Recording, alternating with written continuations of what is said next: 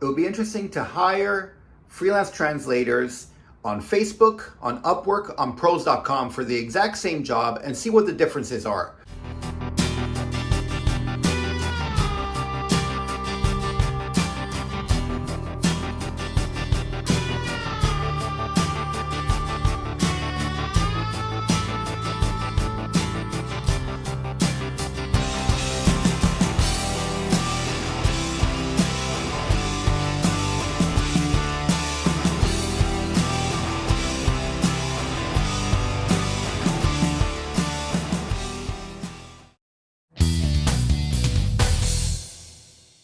After 24 hours, having posted onto the Facebook page, these are the responses I got after 24 hours. I've blocked out their names, and I need to pick who to hire now and see who I'm interested in pursuing this with.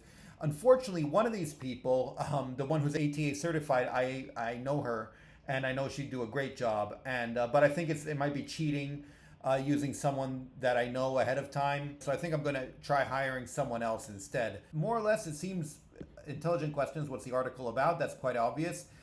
This person texted me and just asked for more details in the text. This person said, am interested. I mean, I'd probably not hire that person.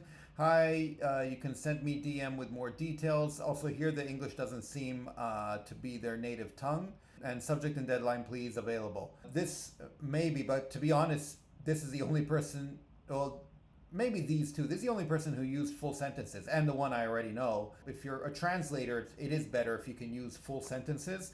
I think maybe I'm old-fashioned. So let's see who I will pursue with. I will probably reply to this person's question, maybe reply back to this person and this final person, and we'll see what they say. So this is the person who left the message and said she would send a message. It says, I'm an Italian translator and available for the article you need.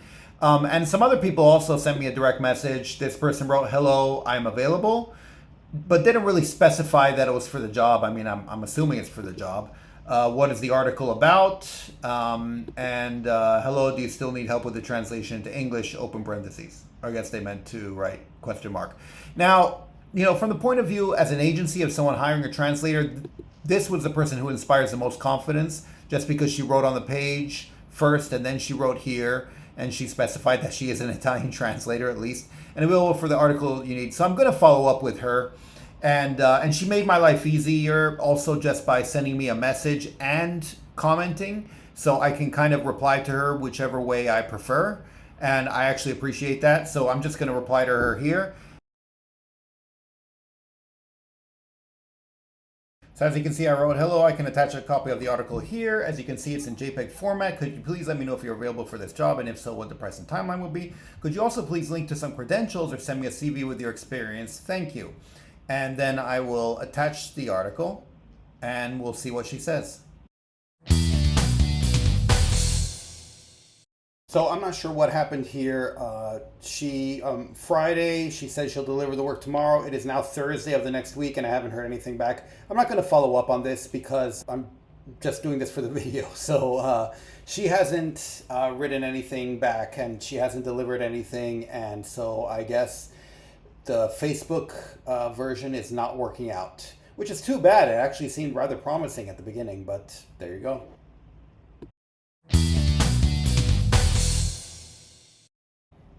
So let's take a look at the responses we've received on Upwork for this job. I'm going to go through quickly kind of to shortlist the ones that I'm going to pursue and to archive the other ones. And this is the first thing that pretty much anyone's going to do when they're trying to hire someone. And at least, most agencies, I would think, is there are a couple things that they'll get rid of right away. And one of the first things is people who haven't earned anything yet. You don't want to be anyone's quote unquote guinea pig. You don't want to be the first person to hire them because you have no idea what you're going to get from them. And sometimes, they can attach a resume, CV, or something, that shows that they did work before. But, here I see data entry, lead generation, expat. This has nothing to do with translation. This person hasn't earned anything. And so this person's out.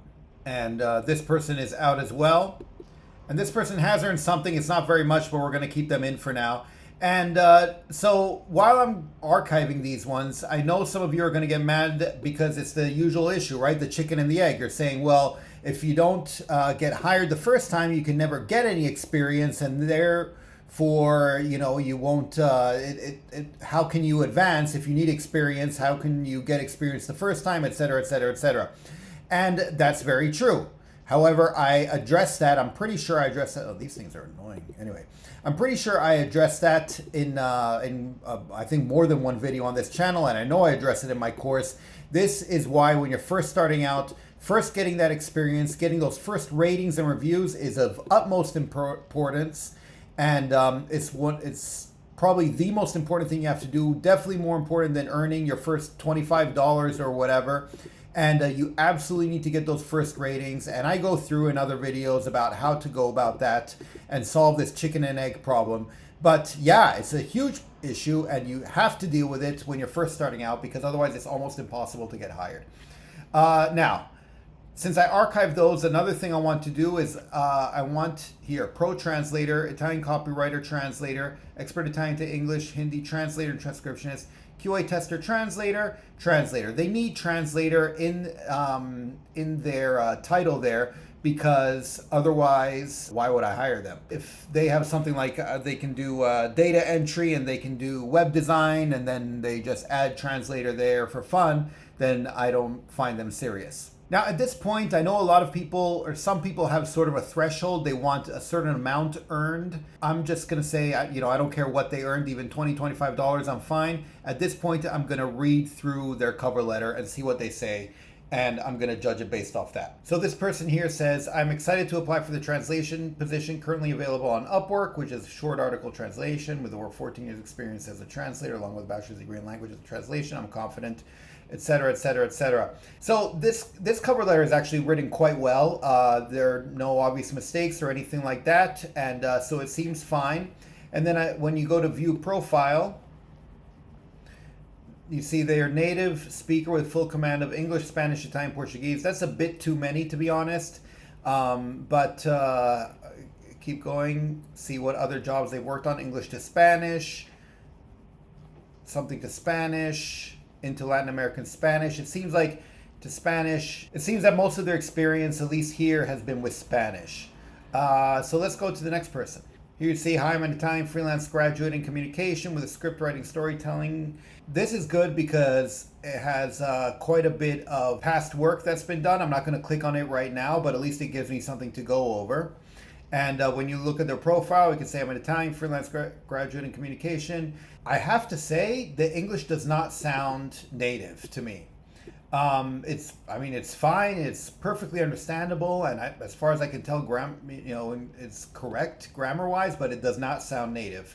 My attention to detail, the obsessive pursuit of perfection, the desire to satisfy the customer allows me to create good works in a short time, offer the services of blah, blah, blah.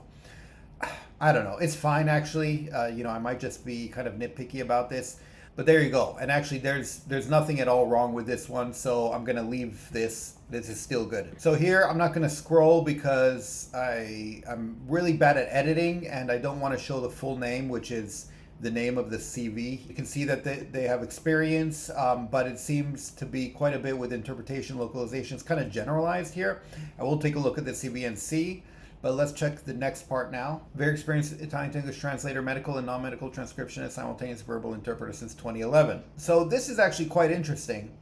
And so I'm going to keep this in the short list. My fluency in English and Italian allows me to effectively bridge linguistic gaps and ensure that the essence of the original content remains intact in the target languages. My attention to detail, linguistic proficiency, and ability to adapt to different subject matters have consistently resulted in high quality translations.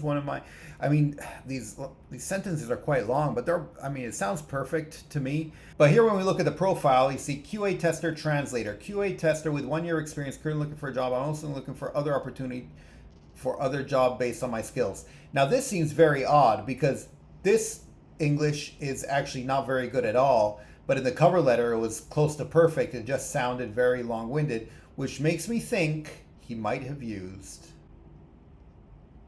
ChatGPT.